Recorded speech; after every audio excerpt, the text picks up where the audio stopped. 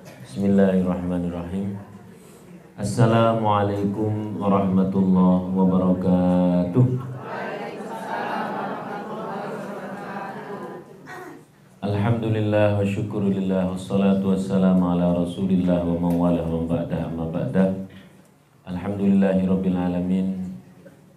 Bertemu lagi dengan ibu-ibu solihah, wajah-wajah 3 juz setiap hari, wajah-wajah tanpa masalah, dan semuanya ahli surga. Alhamdulillah. Kata Sayyidina Ali, al-afiyatu al-mulkul khafi. Kesehatan adalah kerajaan tersembunyi. Maka siapa yang hari ini bisa sampai detik ini di sini, berarti orang tersebut sehat.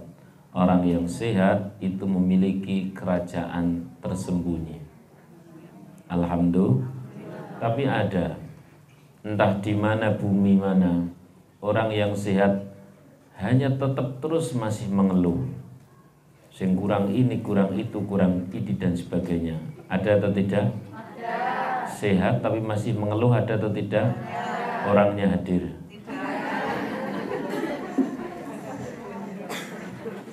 Sudahlah, pokoknya kalau kita dikasih sehat sama Allah, itu sudah luar biasa. Alhamdulillah.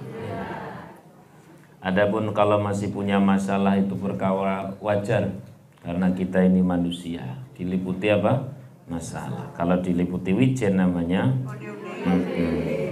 kelopo, namanya klepon. Ya. Nah kita ini klepon atau onde-onde atau manusia? Wajar punya masalah. Asal sehat, alhamdulillah. Itu tiling-iling. Orang sehat dia punya kerajaan kecil yang tersembunyi, kata Sayyidina Ali. Alias dia diberikan oleh Allah Subhanahu wa taala keluasan dan keluasan yang sangat longgar luar biasa. Dan sehat itu murah atau mahal? Mahal sekali. Oleh karena itu terus disyukuri, sehingga insya Allah karena saking kita sibuk bersyukur, hidup ini rasanya terus nikmat. Alhamdulillah. Sampai-sampai kalau punya utang semoga ada yang bilang lupa. Salawat dan salam semoga tetap tercurah limpahkan kehadiran Nabi Agung Muhammad sallallahu alaihi wasallam. Sallu ala Nabi Muhammad. Sallu ala Nabi Muhammad. Sallu ala Nabi Muhammad. Sallallahu alaihi wasallam. Judulnya apa tadi, Mbak? Menyempurnakan setiap perilaku menurut syariat. Menyempurnakan setiap perilaku menurut syariat. Setiap kesempurnaan itu pasti diawali dari niat. Kata-kata hadis Rasulullah sallallahu alaihi wasallam, innamal a'malu bin niat. 4 mazhab mengartikan innamal a'malu bin niat itu beda-beda. Sesungguhnya sahnya amal bergantung niat. Ada. Sesungguhnya kesempurnaan amal bergantung apa? Niat juga bisa. Maka niat itu menjadi perkara yang sangat membedakan antara orang yang dia itu benar atau salah. Bukan sekedar sempurna atau tidak, tapi benar atau salah. Lebih tepatnya lagi, orang yang sesuai petunjuk dengan yang tidak sesuai petunjuk itu bisa dilihat persis pada niatnya. Sallallahu alaihi Nabi Muhammad. Kalau benar atau salah nanti jatuhnya terlalu kejam. Ini sempurna atau tidak sempurna saja dulu. Kita bisa melihat bahwa orang-orang hari ini berbondong-bondong ke Makkah Madinah. Ini persis seperti pesan Rasulullah sallallahu alaihi wasallam. Saya di zamanun ala ummati, akan datang satu zaman pada umatku kelak orang-orang itu berbondong-bondong ke Makkatul Mukarramah. Kemudian semuanya akan dibinasakan oleh Allah, mati semuanya. Setelah itu watub'atsuna binniyatihim. Pada saat dibangkitkan, kualitasnya itu bergantung kualitas niatnya. Ada orang ke sana memang benar-benar karena niat ibadah. Ada orang di sana karena niatnya penasaran. Tunggu kuis mangkat kabeh masuk aku ora. Ada orang di sana adalah untuk laporan kepada teman-temannya di status WA. Aku lagi di depan Ka'bah nih, kamu di depan Masjid Al-Ikhlas ya.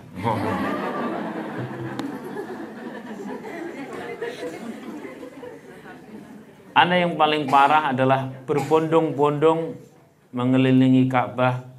Sama sekali di sana bukan untuk ibadah, bahkan orangnya tidak ke sana sama sekali. Orangnya tidak ke sana tapi sudah sampai sana.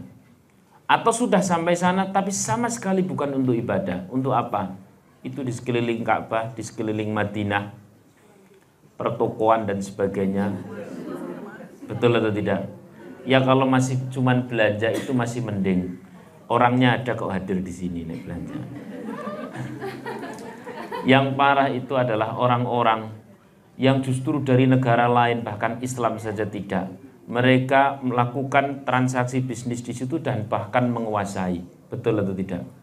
Zaman keluar Masjid Nabawi gitu, lalu tengok kanan tengok kiri, di sana ada toko yang nyaris semuanya terus buka. Tak tilai, oh ternyata jebule toko fashion wanita. Jeruan maneh. Kok iso ya nang ngarep Madinah ya, aku mikir. Hadis Kanjeng Nabi bener. Memang akhir zaman akan berbondong-bondong ke situ dengan ragam motivasi dan niat macam-macam. Nah, kalau kita insya Allah antara sempurna kurang sempurna. Nek sahnya benarnya insya Allah kita benar semua. Tapi kita mau mengkualitaskan diri menuju sempurna. Amin Allahumma. Amin. Itu dari mana? Dari niat. Sama berangkat ngaji di sini, insya Allah bukan antara salah dan benar. Ini semuanya sudah benar. Hanya antara sempurna dengan tidak sempurna. Ada yang hadir di sini dan benar-benar orangnya hadir dan juga senang ngaji. Tapi tadi awalnya tidak niat ngaji. Gara-gara mbok ampiri iki lho aku terima kasih. Ada kan orangnya?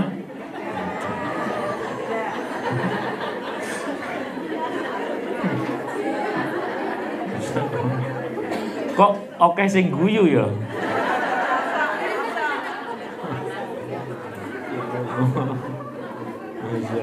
Ya.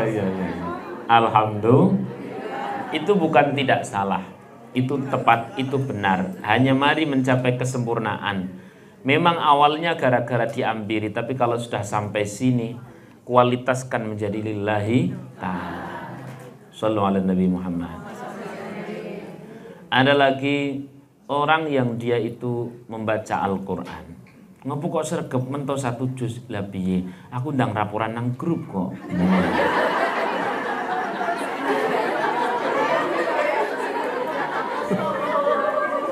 Ternyata malah luwih rame. Ya Allah, itu ya. Loh, ada atau banyak? Orangnya yang kerudung apa kayaknya? Itu bukan soal salah atau benar. Masya Allah, panjenengan bisa membaca Al-Quran, istiqomah bersama para teman-teman satu komunitas. Itu syukur, alhamdulillah yang sangat luar biasa. Tapi ayo kita naikkan kualitas kesempurnaan mulai dari niat. Bukan masalah laporan di grup, tapi ini lillahi ta'ala. Sudah dibaca kok. Sudah dibaca. Alhamdulillah. Ada lagi yang suka sekali melayani suami. Masya Allah, gawe kewedang, teh, kopi, bahkan ditawari dan sebagainya. Lalu kemudian makan suami diambilkan dan sebagainya. Tapi kenapa? Karena akan ada pembayaran-pembayaran tertentu. Akan ada laporan-laporan tertentu yang sehingga tiba-tiba menjadi sangat solih. Wah, alhamdulillah. Ustadz Kilo ngerti lah, kan saya juga berumah tangga. Maka itu pun bukan masalah salah atau benar, itu sudah benar, itu tepat. Memang begitulah caranya. Pada saat perlu ada proposal pendanaan, yang paling tepat adalah merayu, bukan dengan merengut. Apalagi dengan sulit ditanya. Lebih parah lagi adalah dengan diam. 1000 bahasa. Lebih baik merayu, ya. Lebih baik apa? Karena rayuan, senyum dan sebagainya seorang istri ini akan menjadi amal solihah sampai akhirat. Betul kan? Jangan sampai kemudian tersenyum kepada suami, melayani suami, guyang-guyu dan sebagainya itu menjadi sesuatu yang langka di akhir zaman. Harusnya itu diperbanyak.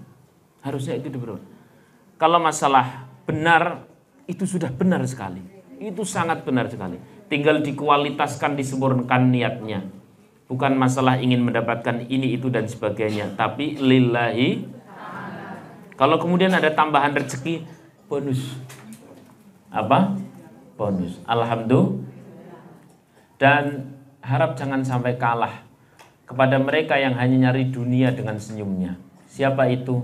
Pada saat misalkan kita ini ke minimarket, Bapak silakan mau, malah saya dipanggilnya bukan bapak, kakak kok.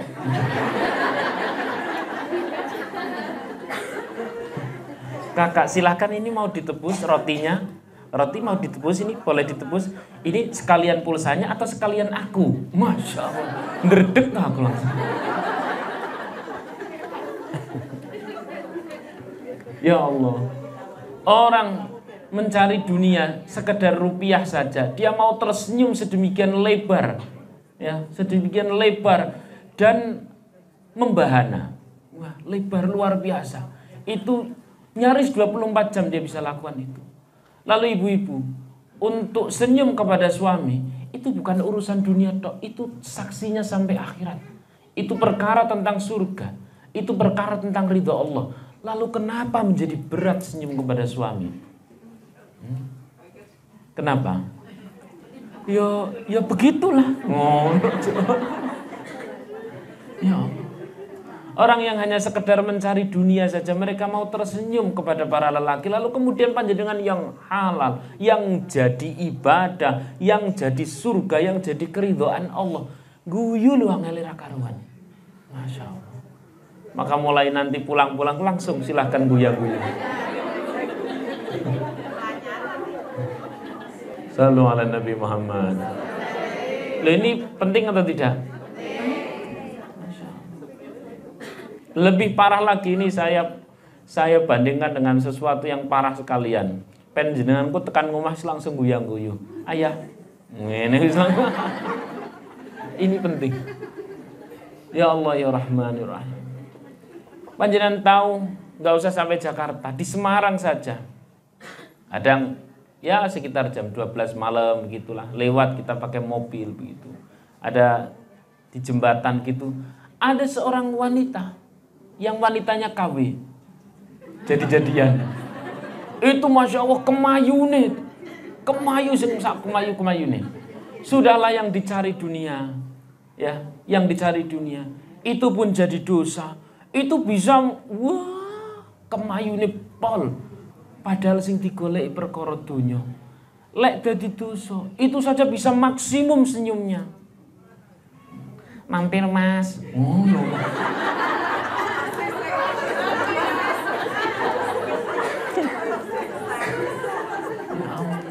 Mari-mari gitu kan.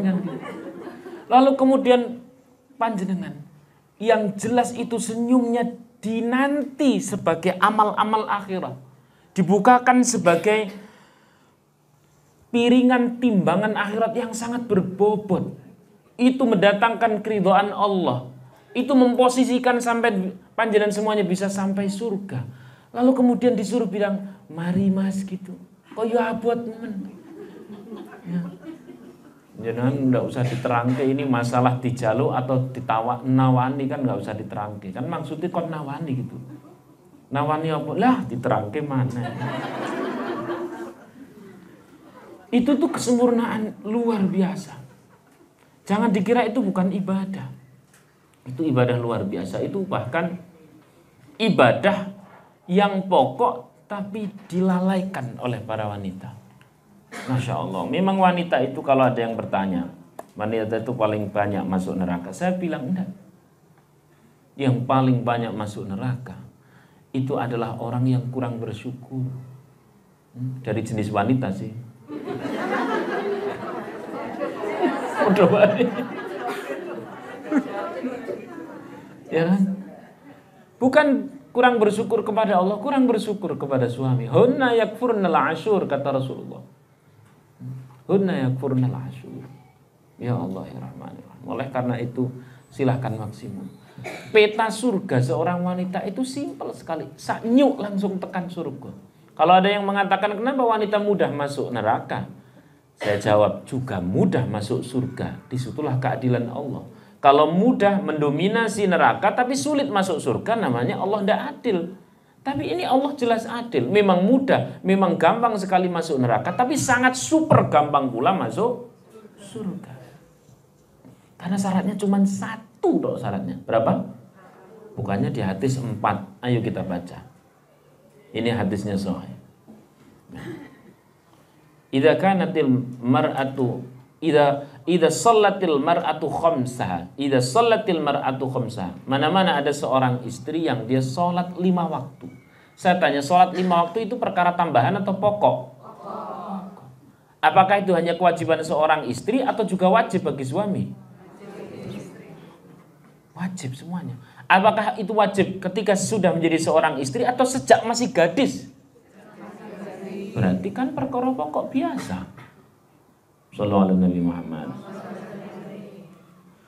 Wasamat syahroha, dan puasa Ramadan. Puasa Ramadan itu harus menjadi seorang istri solihah atau sejak gadis itu puasa Ramadan wajib? Wajib. Semuanya bahkan. Berarti perkara pokok pula. Perkara pokok pula. Kemudian wahafidhat farjaha, menjaga kehormatan. Menjaga kehormatan itu seorang istri atau gadis juga menjaga kehormatan wajib? Wajib. Berarti perkara biasa, perkara pokok. Oh, nek gitu berarti yang terakhir wa ata'at zauja, dan taat kepada suami. Ingat ibu-ibu, bahasanya bukan dakhalal jannah bukan, atau dakhalatil jannah bukan, maka masuk surga bukan. Tapi bahasa hadis ini power banget. Udkhulil jannata, masuklah ke surga. Bi ayyi abwabin syi'ti, dengan pintu manapun yang kau kehendaki, wahai para istri solihah. Kurang apa? Nek ono jendelane mlebu lewat jendela ya ora apa-apa. Katakan sampai saking gampangnya mlebu lewat pintu manapun bisa. Ternyata kuncinya cuman yang paling terakhir. Tapi Masya Allah, ini bisa menjadi sangat berat. Kenapa berat? Karena apa yang ada di dalam hati. Tadi saya sudah sampaikan, niat. Sallallahu alaihi Nabi Muhammad. Ini kok menjadi minal doplongin kan? Memang petanya jadi simpel sekali. Mak, yuk bisa tekan. Ya Allah. Jadi kesempurnaan perilaku seorang muslimah yang pertama bergantung soal apa? Niat. Masya Allah. Niat. Yang nomor 2.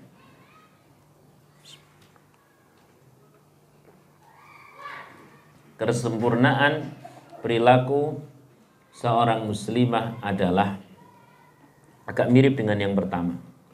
Diawali dari ibadah qalbiyah. Diawali dari apa? Ibadah qalbiyah. Ibadah qalbiyah. Apa itu ibadah qalbiyah? Ibadah-ibadah yang terinstal di dalam hati. Ibadah yang terinstal di dalam hati. Sudah? Catatannya siap-siap untuk ujian nasional ya ibu-ibu. Hadiahnya insya Allah umroh. Ya brosurin disi. Ya. Ibadah qalbiyah. Apa itu ibadah qalbiyah? Ya ibadah yang bernuansa hati. Kalau aja orang lain nggak tahu kalau itu ibadahnya adalah qalbiyah. Ibadah qalbiyah itu nggak akan jauh-jauh dari sifat misalkan ya sabar, syukur dan sebagainya. Bukan sebuah perilaku zahir. Karena kalau perilaku zahir orang bisa sama saja. Ini masih agak mirip dengan niat. Kalau niat itu bisa dibilang nyaris-nyaris di awal. Kata-kata niat, qasdu syai'in muqtaranan bi fi'li.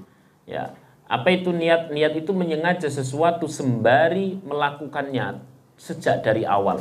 Itu kalau niat. Tapi kalau ibadah qalbiyah itu adalah merawat, ya, merawat ibadah-ibadah hati.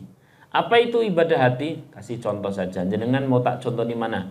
Ridho, syukur, sabar, qanaah. 4 aja wis. Entek Bu waktune.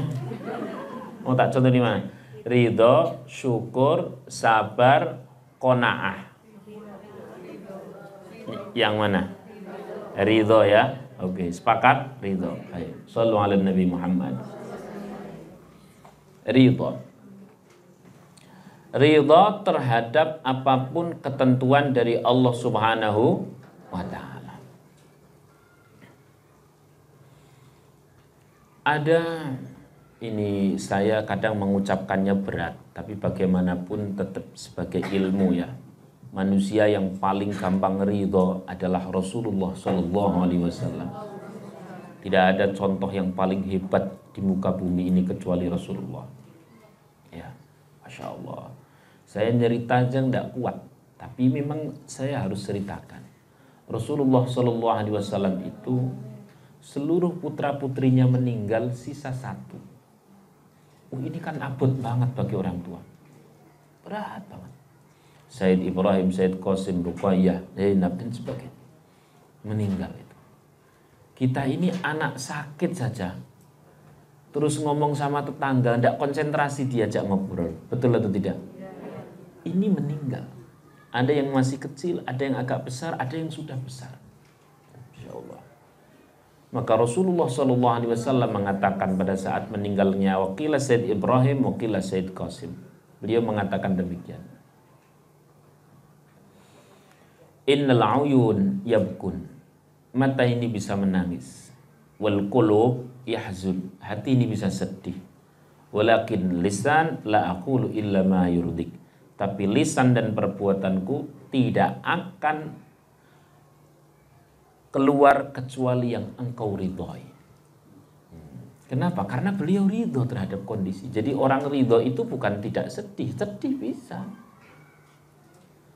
Orang ridho itu bukan tidak menangis. Menangis bisa tetap ridho. Karena manusia tetap manusia. Hanya respon setelah terjadi sesuatu itu masih on the track, tetap perkara-perkara yang Allah senangi. Lah itu keren. Itu yang keren. Misal anak sakit, panjenengan menangis tidak apa-apa, tapi nangisnya pas sujud. Oke, jelas? Paham? Suami bangkrut, kemudian panjenengan ikut sedih, bahkan ikut menangis karena sekian juta ditipu orang dan sebagainya. Tapi saat menangisnya sambil doa. Tidak ada sesuatu yang keluar yang menjadi dosa. Ini gara-gara adik, ini gara-gara kakak, ini gara-gara teman. Yo, parah nih wey. Dan sebagainya. Bukan. Karena sesuatu telah terjadi. Sallallahu alaihi Nabi Muhammad. Ini orang ridho. Jadi orang ridho itu bukan tidak sedih, bukan tidak nangis, tapi yo sedih, yo nangis. Hanya sedih dan nangisnya itu mengkualitaskan ibadah, bukan mengkualitaskan dosa. Ada orang sedih, sedihnya jadi marah, ya, sedihnya jadi marah, marahnya jadi update statusnya jadi nyindir koncone. Ngono yo, Gusti Allah mboten sari, ingat itu.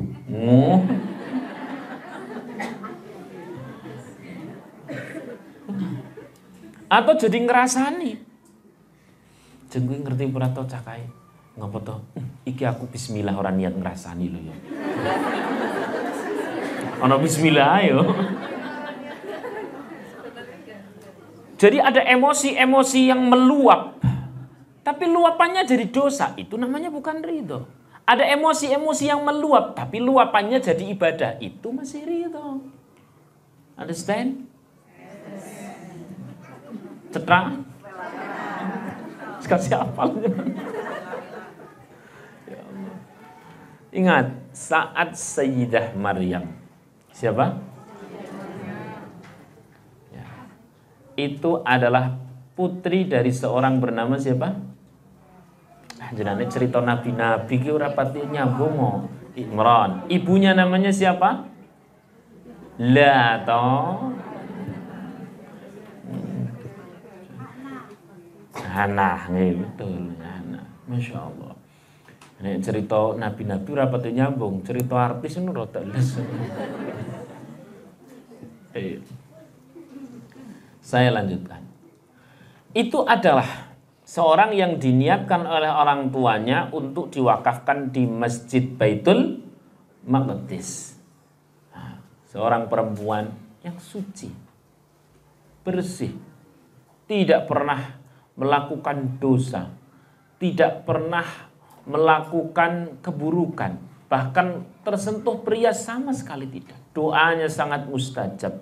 Beliau diberi makanan surga, ditanya oleh masih pernah sedulur begitu yakni Nabi Zakaria, dari mana makanan ini? Indallah, dari sisi Allah Subhanahu, makanan dari surga. Pada saat musim panas yang datang makanan musim dingin yang datang makanan musim panas.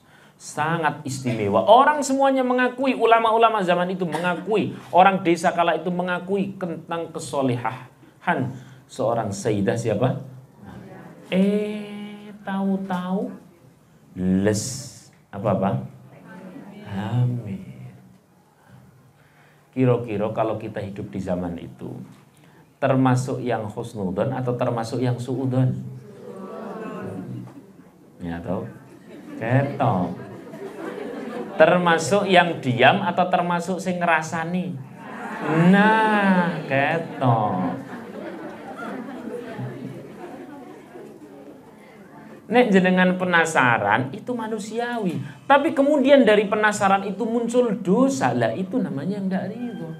Padahal yang mengalami saja ridho, jenengan yang nonton tidak, kok bisa ya seperti itu ya? Kan aneh. Ada orang nikah, cah nom nikah, seret dilalah, sing wedok wayu banget, sing lanang iye ngono ya, kaya ora pas. Elek. Ini yang menjalankan ridho guyang-guyu. Kita yang menyaksikan ora trimo. Memang netizen. Kan aneh. Baik, kita akan fokus ke Sayyidah Maryam. Sayyidah Maryam itu sangat ridho kepada Allah Subhanahu wa taala. Kalau masalah sedih manusia, beliau diam sampai. Kemudian Sayyidah Aisyah radhiyallahu anha. Orang-orang besar itu ujiannya besar. Sayyidah Aisyah, istri Rasulullah loh. Bukan sekedar istrinya kiai atau gus atau habaib. Ini istri Rasulullah sallallahu alaihi wasallam. Itu saja pernah terkena fitnah, pernah terkena ujian besar, ya. Dituduh napa? Sampai Madinah kala itu ramai. Sayyidah Aisyah radhiyallahu anha diam. Dia hanya mengucapkan kata-kata yang justru dari Al-Qur'an. Fasabrun jamil wallahul musta'anu ala ma tasifun. Terus malah maca ayat. Masya Allah. Nek nangis enggak? Nangis. Sedih enggak? Jadi ridho itu bukan tidak nangis, tidak sedih. Ridho itu yo nangis, yo sedih. Tapi yang keluar dari lisan, yang keluar dari perbuatan adalah perkara yang Allah ridhoi. Maka paling lucu adalah manusia yang mengatakan aku hanya cari ridho Allah, tapi dia tidak ridho pada ketentuan ini minal wakwin wasarwin wal jelehin. Aku sih mau golek ridhone Gusti Allah, tapi piye yo? Lah piye? Aku ora trimo nek kok ngene iki. Lho piye to carane iki? Awas pokoke sesuk maneh nek kae pas giliran nggon aku tak enteki. Maksudnya katanya nyari ridho Allah. Dikasih ketentuan tidak ridho. Minas sarwin wasarwin wal jelehin. Wal wakwin Islam. Komplit. Ya Allah, sallallahu alaihi Nabi Muhammad. Maka beliau semuanya ridho. Dan setiap keridhaan pasti ada hadiahnya. Setiap apa? Pasti ada hadiahnya. Loh, Sayyidah Maryam hadiahnya apa? Loh, matanya Sayyidah Maryam begitu keluar lahir bayi namanya siapa? Dewi anak Nabi. Seneng atau enggak? Dewi anak hafal Quran seneng. Ini punya anak Nabi. Langsung beres semua. Bahkan pada saat masih bayi sudah langsung bisa bicara, ya, bisa bicara, mengcounter seluruh masalah ibunya. Luar biasa. Kenapa? Berkah keridhaan. Understand? Terus kemudian kalau nganu Sayyidah Aisyah tadi itu hadiahnya apa? Yang pasti bukan magic jar, Ibu.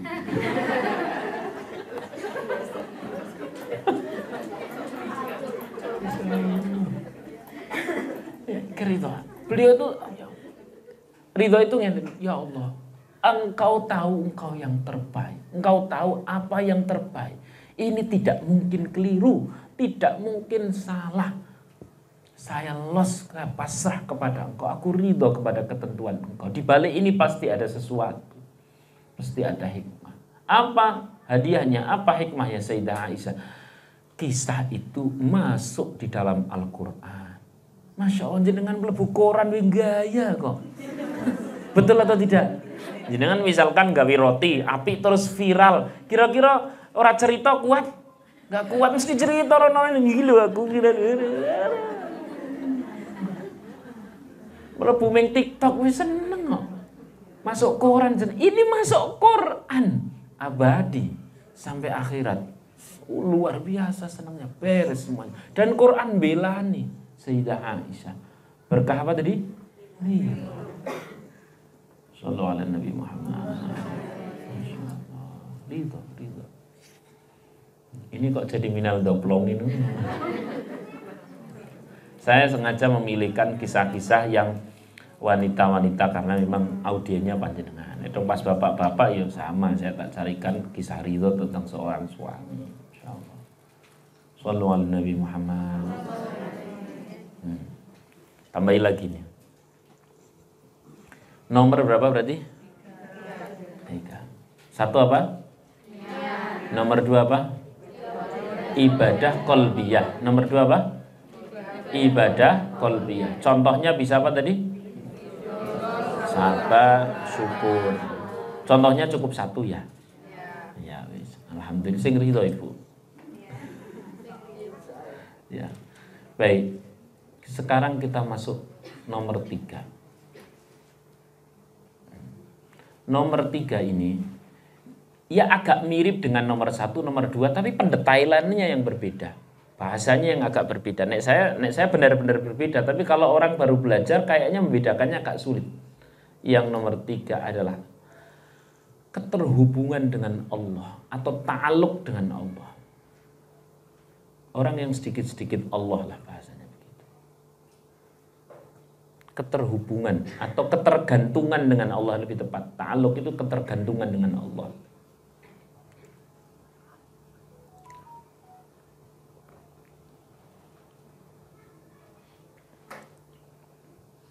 Sallallahu alaihi Nabi Muhammad. Saya kasih contoh. Orang memiliki ketergantungan dengan Allah ya. Ketergantungan dengan Allah Subhanahu wa ta'ala. Itu orang yang sangat luar biasa.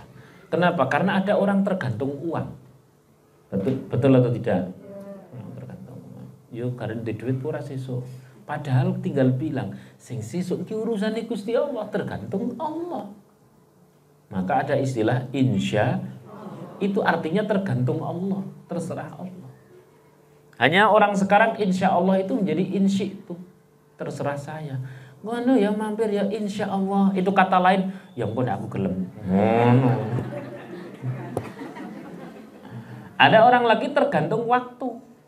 Tergantung apa? Ya nanti tinggal waktunya bagaimana. Biarkan waktu yang apa bisa waktu berbicara.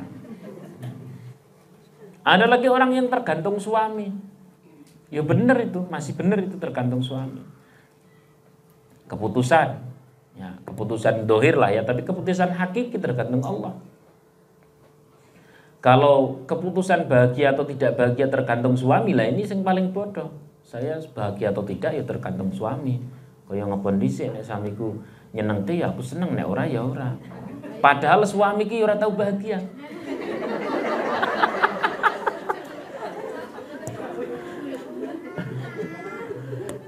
Ya Allah. Baik, langsung saya contohkan saja. Saya bawa kitab namanya An-Nawadir. An-Nawadir. Kitab An-Nawadir ini ditulis oleh Imam Qulyubi. Biasanya beliau nulis kitab-kitab besar, tapi kali ini beliau menulis kitab kecil yang isinya adalah hikmah-hikmah. Bismillahirrahmanirrahim. Al-Hikayatul Ula. Kisah yang pertama, kisah hikmah yang pertama. Annamra'atan kana laha zaujun munafikun. Ada seorang wanita yang dia solihah, tapi dia memiliki seorang suami yang munafik. Fasikun, suaminya fasik. Suaminya apa? Munafik dan apa? Fasik. Ahli maksiat. Tapi anehnya seorang istri tetap bisa berbakti kepada suami sepanjang tidak diperintah melakukan maksiat. Ini berbeda dengan yang ada di sosial media itu. Saya taat sih taat. Lihat-lihat dulu suaminya seperti apa. Nang kolom komentar itu lo tak lihat sering. Atas kan ada perintah dari Rasulullah, seorang istri harus taat kepada suami. Lah ngisor dalam komentar itu, wah gembrutuk wanita-wanita. Gembrutuk. Tulisannya meh mirip. Lihat-lihat dulu suaminya seperti apa. Terus kene bagian kene yes. Masya Allah. Padahal seorang menjadi solihah itu adalah tergantung ta'alluqnya kepada Allah Subhanahu, keterhubungannya kepada Allah, bukan pada suami. Coba bayangkan kalau di sini adalah seorang suaminya suami yang apa tadi? Munafik. Terus kemudian fasik, suaminya munafik, fasik dan sebagainya. Terus istrinya bilang demikian. Ya aku jane pengen solihah tapi wong suamiku ahli maksiat, piye yo nek aku ra maksiat pisan. Lah. Apa gitu? Kan ya ndak tau. Masya Allah. Ya Allah ya Rahman. Tapi yo piye wong iki kadung terjadi. Nah, terus kemudian akhirnya maido Gusti Allah. Ini jadinya ndak rido. Ya Allah, dulu suami saya itu kayaknya pas ngelamar, wong apian. Pajero nggawa, Fortuner nggawa. Pas ngelamar. Barang sakit ternyata jadi suamiku tuh, ya Allah jebule keblondro.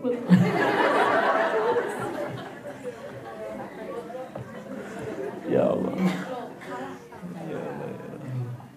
Ini ada orang yang bukan asli orang Jawa ya. Keblondro itu tahu maknanya ya. Keblondro itu kalau ada bakwan terlalu lama menggoreng ibu.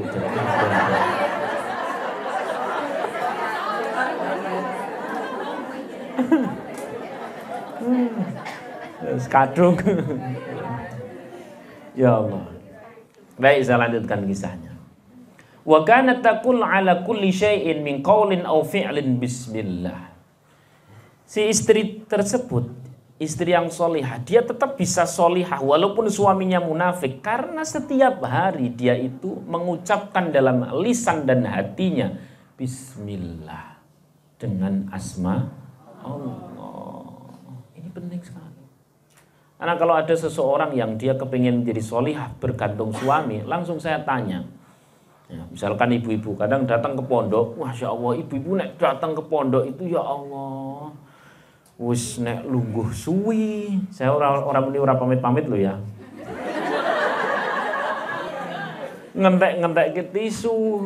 Jadi nek ngentek-ngentek ke wedang lara apa-apa, tisu lho dindak-ndak, suka kadung nangis. Padahal ini saya mau ngaji jadwal lagi. Akhirnya karena waktunya pendek, saya kadang-kadang menggunakan pertanyaan yang sangat shortcut.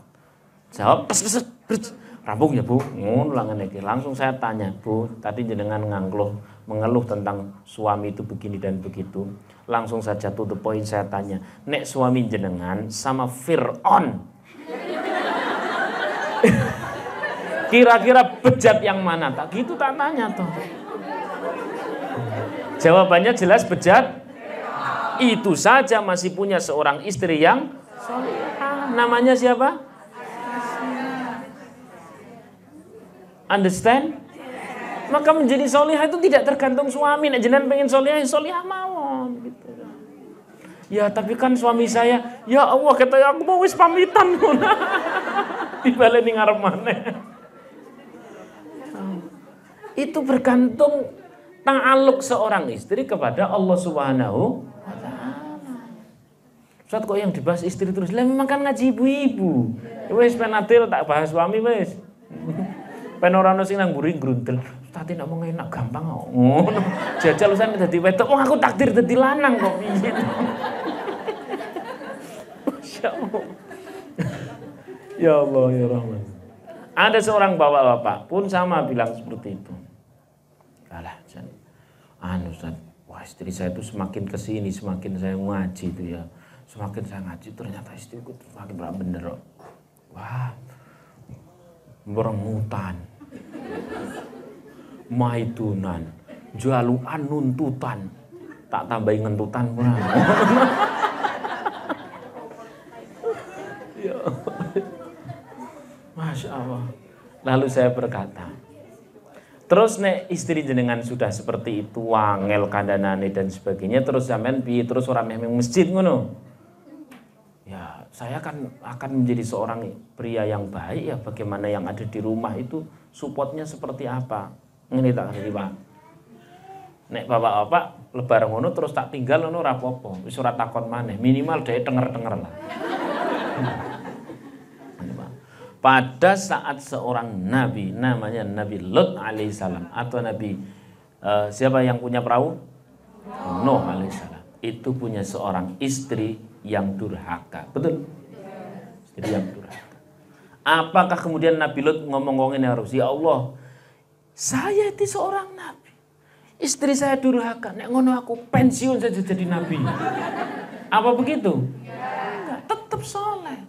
Mau seperti apapun istrinya. Wis jelas ya Pak ya. Ini saya tambah mangkat ngaji jenengan situ silahkan diangen-angen dhewe. Oh siap Ustaz, enggak apa-apa, beres. Nek sing ibu-ibu ra iso kok. Ya sudah Bu ya. Nanti dulu Ustaz, saya masih ada pertanyaan lagi. Ya Allah.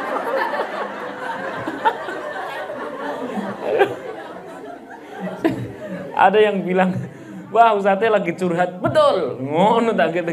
Ya Allah.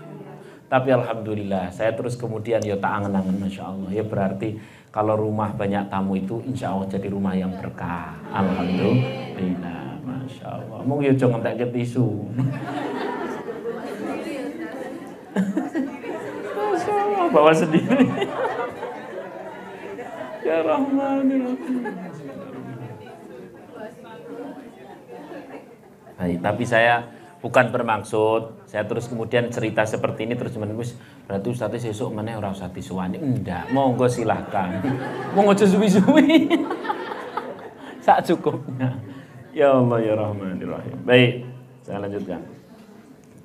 Faqala zaujuha. Kemudian si suami ini berkata sama istri yang solihah, suaminya apa tadi? Munafik. Istri yang solihah itu adalah istri yang ketergantungannya kepada Allah Subhanahu wa taala sangat kuat. Dia itu didik ya Allah, ya Allah, ya Allah, ya Allah, ya Allah, ya Allah, ya Allah. Dan tidak mengeluarkan kata-kata yang bisa menjadi dosa. Ingat di pembahasan yang pertama pas ridho tadi itu. Dia yang keluar ya Allah atau bismillah. Ya. Singkat cerita kemudian sang suami mengatakan aku akan melakukan sesuatu untuk istriku. Apa yang dilakukan oleh seorang suami adalah dia memberikan uang kepada sang istri. Uangnya itu diperintahkan untuk dimasukkan ke dalam satu dompet atau kotak, ya, katakan dompet. Dompetnya itu dimasukkan ke dalam satu lemari uang, apa namanya? Kulkas. Berangkas. Masukkan ke dalam berangkas, kemudian dikunci, kuncinya diminta oleh sang suami. Kuncinya diminta. Nah, pada saat waktu malam, wa akhadha as-surrata wa akhadha ma fiha wa ramaha fi bi'ri fi dari. Malam-malam, ya, malam-malam itu oleh sang suami dibuka berangkasnya, diambil dompetnya, berikut uangnya, kemudian dilempar di sumur rumah mereka. Pada saat pagi-pagi terjadi tsumma talabaha minha. Pagi-pagi suami itu bilang demikian. Dok, uang tadi malam mana? Tolong ambilkan.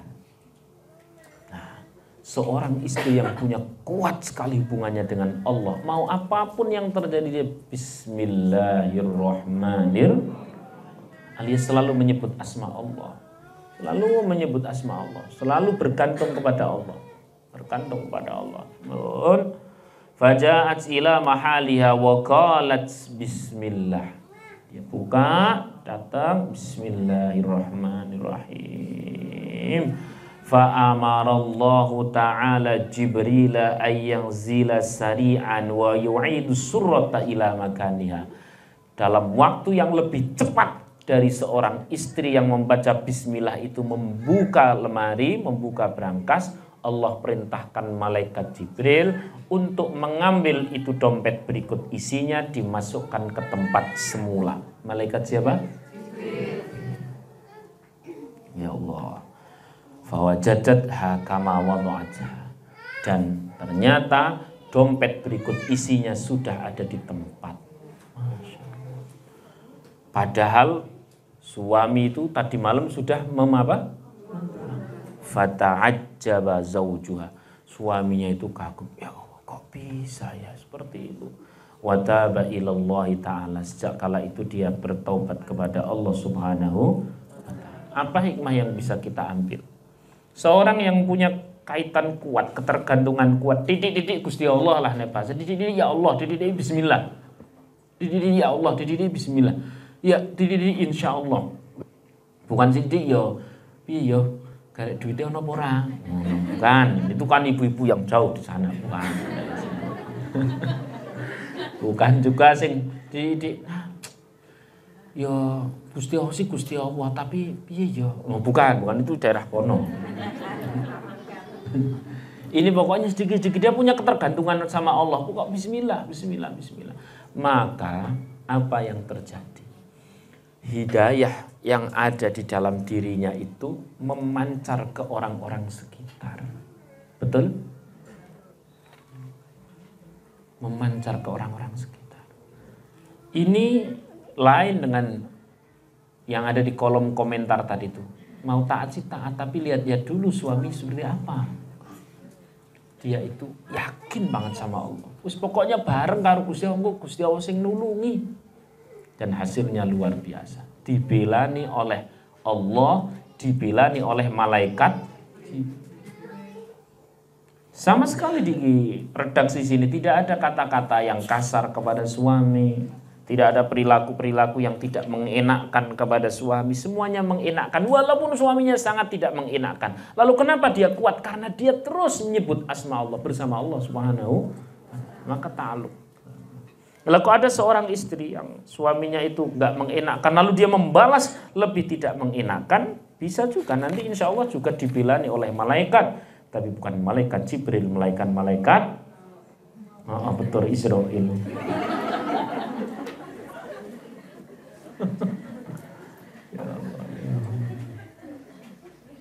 Jadi suami malah dapat hidayah. Ya Allah. Shallu ala Nabi Muhammad. Jadi nomor 3 apa tadi? Ketergantungan dengan Allah. Jadi besok kalau mau ada event apa, acara apa, tergantungnya sama Allah yang kuat. Boleh sih orang bahas masalah uang, boleh orang bermusyawarah, boleh orang memiliki sistem ini itu dan sebagainya. Tapi begitu sudah fa idza azamta fatawakkal. Semuanya tergantung Allah. Seperti apapun manusia mengusahakan, kalau Allah berkata tidak, nggak akan terjadi apa-apa. Jangankan sampai hari di mana kita memiliki hajat besar, besok pagi ternyata terjadi tsunami sak Semarang entek. Bagi Allah mudah atau mudah banget? Nah, karena itu biasakan bergantung kepada Allah. Bergantung kepada Allah. Orang kalau biasanya bergantung kepada Allah, insya Allah sujudnya otomatis lama. Sujudnya otomatis apa? Kenapa sujud kita menjadi sebentar? Karena pada saat sujud itu dewi ngiling-ngiling. Sit aku engko bar salat kan ono kondangan. Padahal urung nyawisi amplop. Klambine iki klambi sing ijo apa biru? Itu pasti sujudnya itu segera banget. Wis karo sujud maneh wis. Oh iya, nek sing biru koyone kancingi urung dipasang. Ini mesti salatnya cepet pol. Bahkan ngerti-ngerti salam. Nek sholat dhewe lali rakaat. Iki aku piro ya mau. Wis lah ora apa-apa ngono. Kalau sholat jamaah ngerti-ngerti salam. Kenapa? Karena terlalu cepat sholat untuk melamun. Wah. Lah orang kalau punya ketergantungan sama Allah itu nanti sholat yo nikmat, dilalah diparingi sempurna. Baca Qur'annya nggak kepingin segera selesai. Karena dari tiap ayat demi ayat ketemu wallahu alimum bidatis sudur, ya Allah. Kok Gusti Allah ngerti isi hatiku ya Allah. Terus dibaca lagi. Terus dibaca lagi. Ketika tidak tahu maknanya ya Allah, minimal dia faham bahwa dengan membaca Al-Quran itu ada pengaruh. Karena sesuatu itu terjadi atau tidak terjadi adalah tergantung kuasa. Bisanya ada orang membaca Quran selak pengen rampung. Karena itu dirinya itu menggantungkan akan terjadi atau tidak terjadi adalah tergantung WA dirinya. Saya aku tak rampungkin, tak terus tak WA. Nek ora tak WA ngomongin lali, kindang tak tutup. Betul atau tidak? Malah ono sing maca Quran jarine sak juz kok nggih terung lembar lho, langsung kurang piro yo? 1.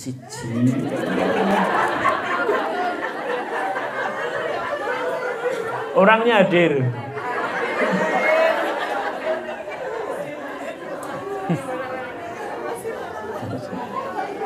Ya Allah.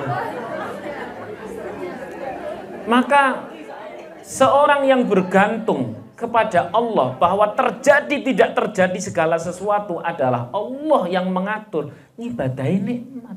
Gusti Allah sing ngatur iki wayahe aku maca Quran. Sallallahu alaihi Nabi Muhammad. Dia sholat duha itu tanek. Kenapa? Bukan masalah ikhtiar ini itu dan sebagainya. Memang Gusti Allah sing nentukan. Duitnya oke, nek ora kena nggo tuku ki apa? Mending ora ndek duit tapi iso tuku. Lah terus tukune piye? Terserah Gusti Allah. Maksudnya segala sesuatu kalau tergantung Allah itu penak. Tiwas repot-repot jebule loro kan sing ngeki sehat Gusti Allah. Jadi semuanya Allah, semuanya Allah, semuanya Allah. Ini orang nanti sholatnya dilalah nikmat, sujudnya lumayan lama, dungone ya lumayan ngrentes. Sallallahu alaihi Nabi Muhammad. Dia kalau ndongake anak itu, ndongake anak ora kepengin leren. Nyatane dikandani terus malah kadang-kadang balik ngandani anak. Model seperti itu ada ndak? Kira-kira anake sapa?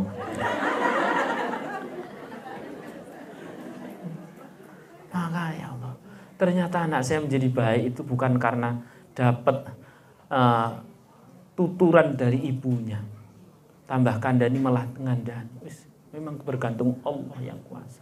Juga bergantung karena sangu sing akeh.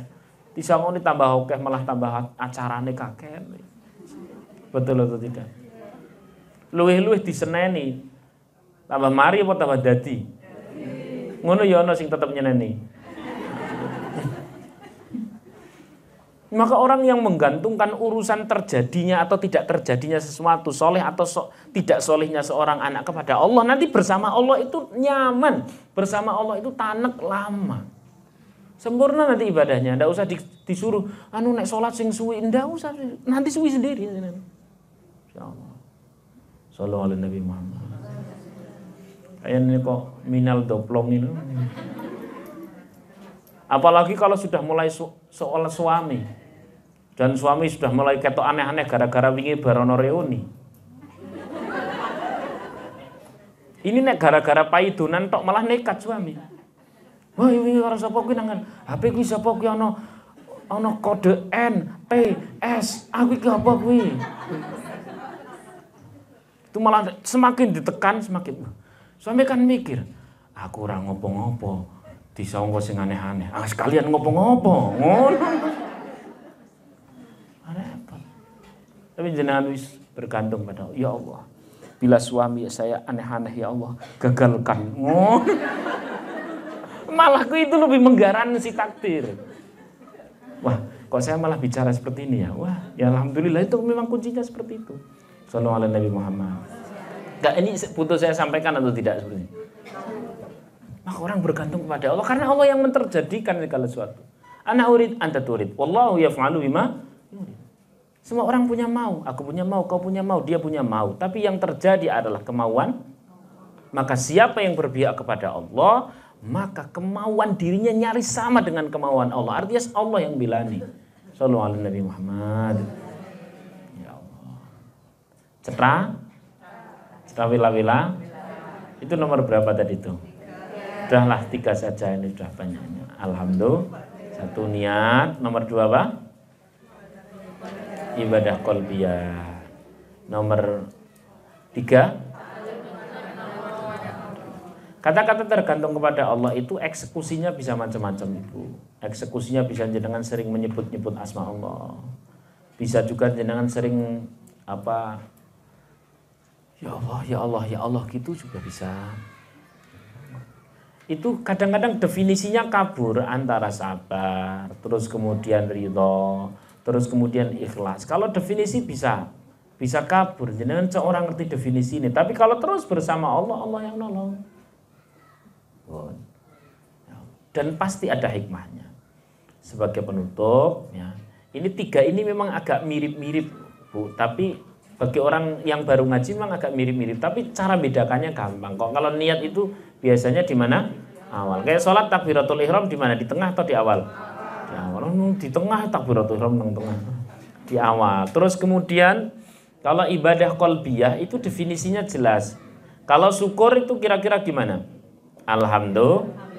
Kalau sabar bagaimana? Sabar itu sabarun. Sabar itu adalah, sabar itu tak definisikan ya sedikit. Sabar itu adalah, ini nama tanaman. Nah, sebenarnya nama tanaman yang kalau ditelan pahit tapi sangat menyehatkan. Itu namanya sabar. Jadi kurang luwih ngono. Jenengan dapat kabar sing ora enak langsung ora apa-apa. Jadi telan. Ya memang pahit, betul atau tidak? Tapi itu menyehatkan daripada nggogahi ngamuk-ngamuk. Terus kemudian anak tiba-tiba dapat kabar begini. Ora apa-apa. Muga-muga ono hikmah. Jelas ya? Itu sabar. Kalau ridho tadi itu boleh sedih, boleh susah, tapi tetap terus apa? Mengeluarkan kata, mengeluarkan perilaku yang Allah ridhoi, Allah sukai. Kalau ikhlas, ikhlas itu bukan pada kejadian, ikhlas itu pada amal, karena Allah, bukan karena si A, bukan karena si B. Jadi orang katakan, lah saya walaupun begini-begini ikhlas. Ikhlas itu pada amal, sabar itu pada kejadian. Mudeng atau mubeng? Wis ngene lah. Definisi itu tidak penting. Yang penting jenengan punya ketergantungan sama Allah Subhanahu wa taala. Masyaallah. Ya Allah ya Rahman ya Rahim. Mohon. Saya mau kisah nih. Biar jenengan tambah mantep ya. Tak tanya ini karena waktunya tinggal sedikit. Saya mengkisahkan tentang orang yang ditolong oleh Allah gara-gara dia bergantung pada Allah, atau gara-gara orang bergantung kepada Allah dia dibebaskan dari musibah. Yang mana? Dua-duanya. Cepat tapi ya. Yes. Ada seorang namanya Ibrahim Al-Khawas. Suatu ketika dia ya orang ngono banget. Saya Ibrahim Al-Khawas itu, beliau itu Allah, Allah, Allah, hatinya terus begitu. Allah, Allah, Allah selama perjalanan. Hanya dia merasa hambar zikirnya. Hambar itu apa? Enggak meresep gitu. Dan jenengan tahu, orang itu zikir, doa, munajat dan sebagainya lebih meresap ketika susah atau ketika senang? Susah. Berarti susah itu penting atau tidak? Penting. Semoga menjadi orang susahnya. Jangan toh. Inna min ibadi man la yasluhu imanuhu illa bil faqri. Sebagian dari hambaku memang dia akan menjadi tambah baik, tambah iling, tambah zikir ketika susah. Jadi nek zikir, iling, ngenteni apa? Susah baru iling. Ini jangan begitu Ibu. Saya khawatir apa? Nanti dititeni oleh malaikat. Wong kae siji loro telu. Gawe gelem eling ngenteni napa? Akhire dikai napa? Oleh karena itu jangan nunggu susah. Tapi kadang-kadang memang begitu terjadi. Nah, Syekh Ibrahim Al-Khawas itu karena merasa zikirnya itu hambar, maka beliau bilang sama Allah, ya Allah, kenapa hambar zikir ini? Berikan kepadaku zikir yang sangat khusyuk. Nah, Masya Allah, qadarullah, datang sekawanan singa. Sekawanan singa itu datang. Kalau sekawanan singa datang, kira-kira lari ngatasi enggak? Ngelawan bisa enggak? Terus apa yang dilakukan? Nah, dia duduk, zikir pasrah sama Allah. Terus Allah. Kalau memang ini akhir hayatku, jadikan akhir hayatku sedang berzikir seperti ini. Kalau memang engkau masih kasih umur panjang, engkau tolong ya Allah, ya Allah, ya Allah. Terus ternyata itu singa-singa itu hanya menjilati saja. Habis itu pergi. Bapak dahin setelah sekian masa, satu ketika pas dia di rumah lagi santai, dia digigit oleh serangga yang ada pada kasur. Namanya apa? Tinggi ya. Tinggi bahasa Indonesianya apa? Tinggi itu bahasa Indonesianya adalah kutu kupret.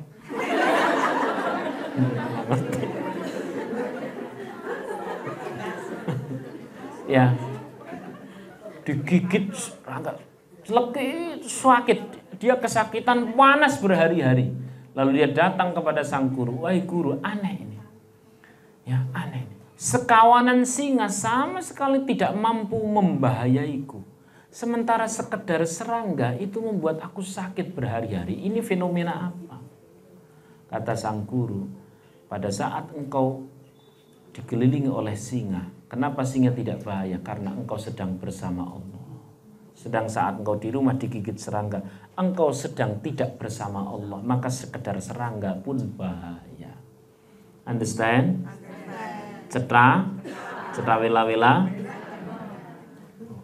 Sallu ala Nabi Muhammad. Masya Allah. Ternyata waktu habis. Saya nita-nita tenanan sak jam lagi mau mulai. Alhamdulillah. Kisah yang nomor 2 sudah cukup lah ini. Alhamdulillah. Silakan kalau mau ada tanya jawab. Tidak ada. Alhamdulillah. Oh, Masya Allah ya Rahman. Monggo kepada Ibu untuk pertanyaan.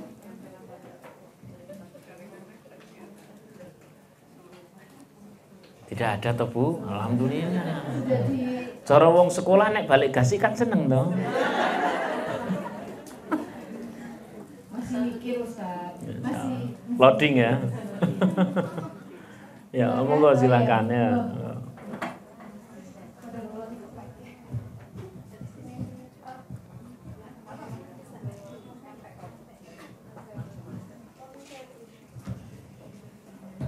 Assalamualaikum warahmatullahi wabarakatuh. Waalaikumsalam warahmatullahi wabarakatuh. Ustaz, saya terus terang sangat mengagumi Ustaz dalam ceramah di YouTube, selalu saya ikutin karena adem gitu buat saya. Ustaz. Yang ingin saya tanyakan, kalau kita dalam beribadah ini sebenarnya yang kita kejar itu apakah surga? Terus kita lari supaya tidak ke neraka, ataukah kita hanya Allah saja? Karena kalau kita sudah targetnya surga, itu berarti kita hanya minta balasan dari Allah untuk dapat surga. Sementara kita ibadah itu, kalau menurut saya ya sudah lillahi ta'ala seperti itu. Nah, ini gimana Ustaz? Apakah saya harus memikir saya harus dapat surganya Allah, ataukah saya harus cukup lillahi ta'ala saja? Demikian Ustaz. Assalamualaikum warahmatullahi wabarakatuh. Waalaikumsalam warahmatullahi wabarakatuh. Langsung saya jawabnya. Perhatikan garis tengah. Garis tengah ini namanya garis keikhlasan. Di bawah garis yang diharapkan adalah makhluk. Pujian manusia, balasan manusia, itu di bawah garis. Ini namanya tidak ikhlas kalau yang di bawah garis. Mengharap pujian manusia, balasan manusia, apresiasi dari manusia, ya gitu ya. Ini di bawah garis. Kemudian yang di atas garis ini ada 3. Mengharap balasan Allah di dunia. C. Mengharap balasan Allah di akhirat. B. Mengharap ridho Allah. A. Jadi sepanjang masih di atas garis masih disebut ikhlas. Understand? Bagaimana kalau orang sholat mengharap surga? Ikhlas atau tidak? Ikhlas. Tingkatnya apa tadi? Ayo dunia ya, misalkan jenengan sedekah. Kenapa sedekahnya muga-muga seluruh keluarga sehat, terjauhkan dari bala, Allah menyingkirkan bala, Allah memberikan kesehatan. Ini ikhlas atau tidak? Ikhlas. Diminta di mana? Dunia. Berarti apa? C. Kenapa kamu sedekah? Ya Allah, semoga dengan sedekah ini Allah ngasih kepadaku surga dan dijauhkan dari api neraka. Ikhlas atau tidak? Ikhlas. Kelasnya apa? B. Kenapa kamu sedekah? Kabeh lillahi ta'ala. Sing ngei rezeki ya Gusti Allah, ya wajar kalau pulang kepada Allah. Niki ikhlas kelas apa? Cetak. Jadi benar semua sepanjang yang diharapkan siapa? Allah.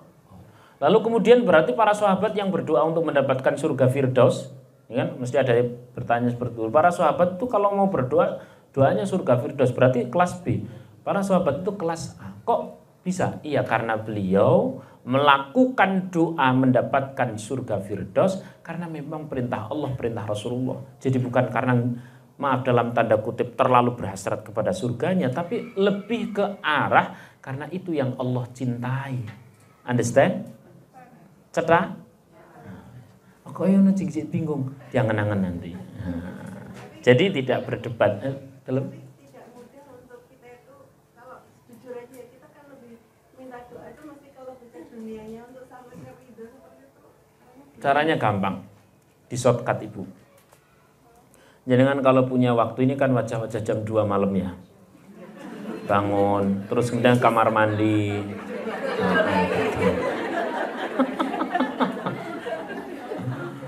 Ya, pokoknya kubailah subhi. Kubailah subhi, waktu sebentar sebelum sholat apa? Subuh. Nek pengen sholat, sing kepenak Ibu, langsung passwordnya dibaca. Passwordnya, apa passwordnya? Ya Allah, aku tidak tahu umurku sampai kapan. Besok pun bisa terjadi kau ambil nyawaku ya Allah. Izinkan aku sholat. Kalau masih kau kasih umur, berarti umurnya tambah berkah. Kalau kau sudah memang menghabiskan umurku, maka ya Allah semoga ini husnul khotimah. Kalau sholat dengan password seperti itu, angel ngantuke. Understand? Dan orang kepengin ngarep-arep dunia sing macem-macem. Karena boleh jadi besok aku ora pengin apa. Wah, ini kok kayaknya jenengan jadi merinding ini. Sesimpel itu. Sesimpel itu. Sesimpel itu. Jelas ya? Nah, tidak ada pertanyaan, tidak ada. Alhamdulillah. Ada, silakan monggo.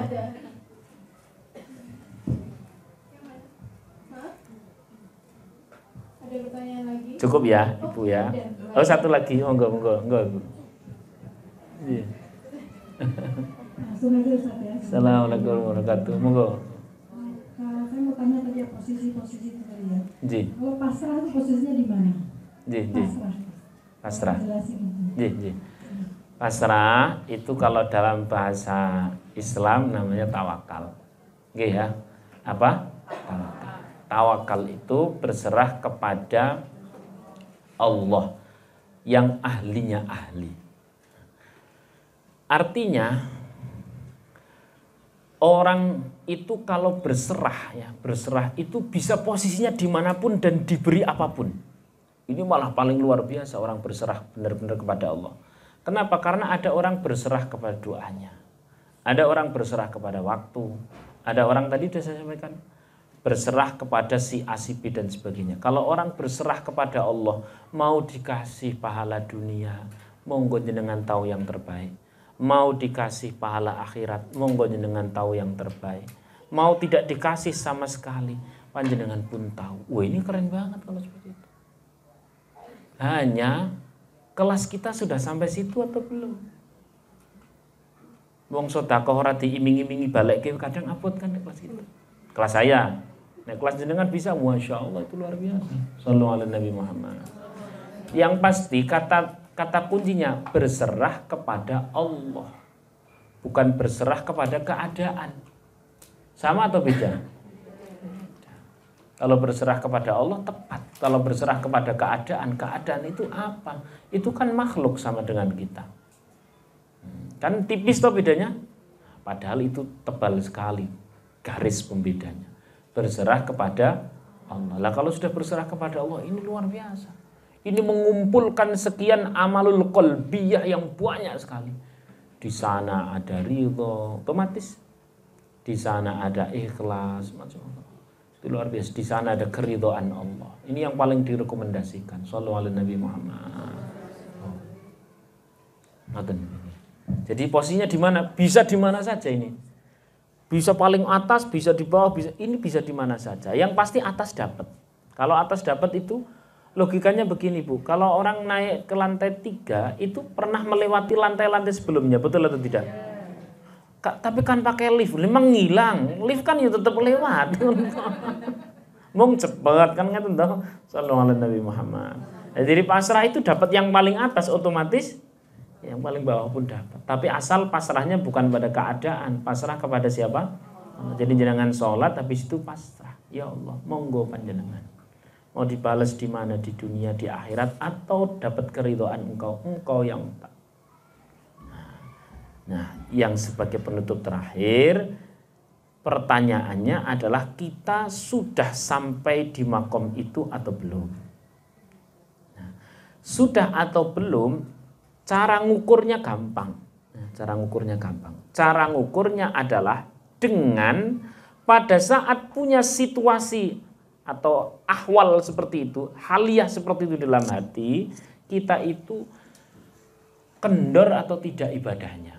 Misalnya, ada orang dia sholat duha bisa sampai 8 rakaat. Kenapa? Karena dia full motivasi. Ya Allah, moga-moga dengan duhaku seperti ini kau jauhkan kami dari api neraka dan sebagainya. Sehingga mantap.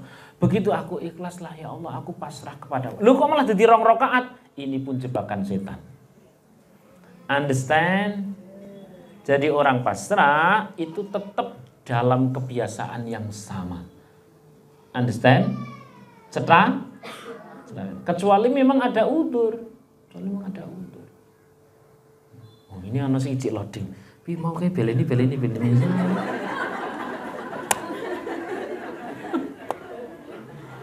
Jadi itu cara ngukur orang sudah sampai makom atau belum. Ya Allah, ya Rahman.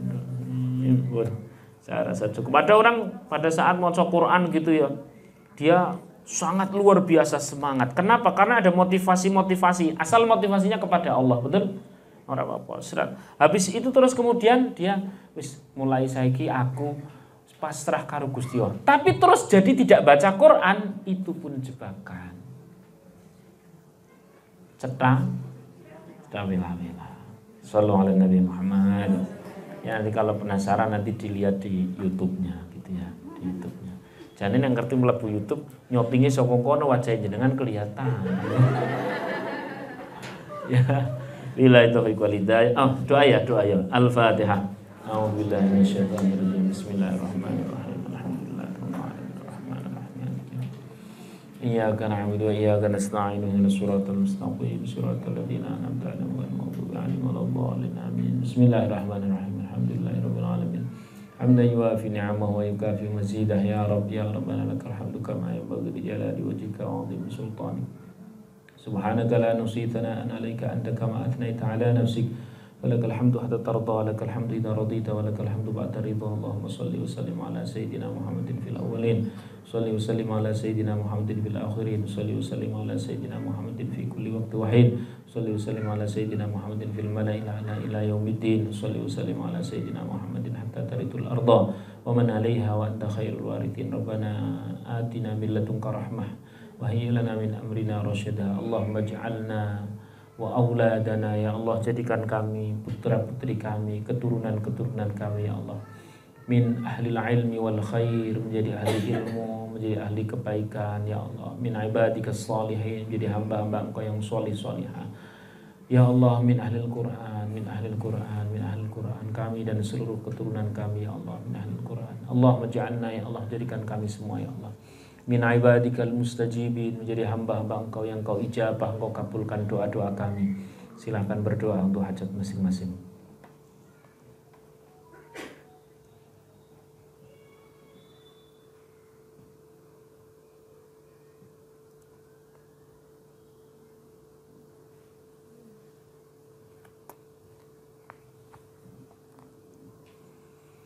Rabbana atina min ladunka rahmah wa hayyi lana min amrina rasyada. Rabbana atina fid dunya hasanah wa fil akhirati hasanah wa qina adzabannar. Sallallahu ala sayyidina Muhammadin wa ala alihi wa sahbihi wa baraka wasallam. Subhana rabbika rabbil izzati amma yasifun wa salamun alal mursalin walhamdulillahi rabbil alamin. Al-Fatihah.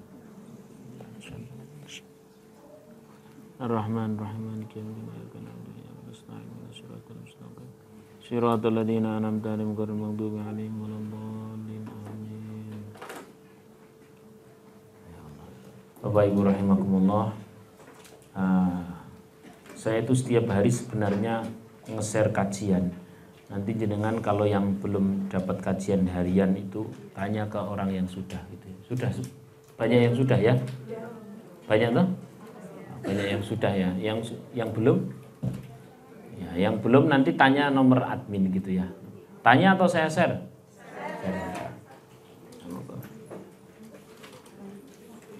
Itu nomor admin pondok itu yang setiap hari nge-share kajian terus tanpa henti.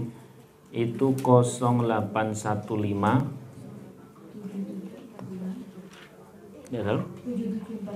0815 7745 665. Saya ulangi ya, 0815 7745 665. Tulisin admin pondok Ustadz Riyad gitu misalkan.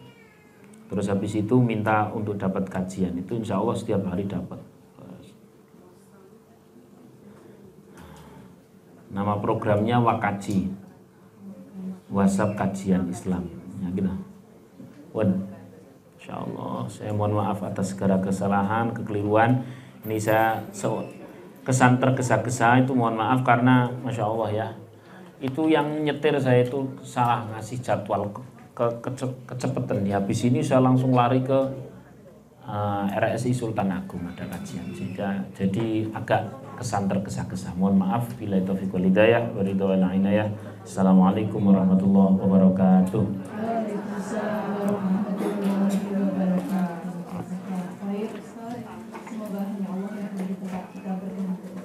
Ibu-ibu jamaah yang dirahmati Allah Subhanahu wa taala, adalah pada penghujung acara mari kita tutup dengan bacaan hamdalah alhamdulillah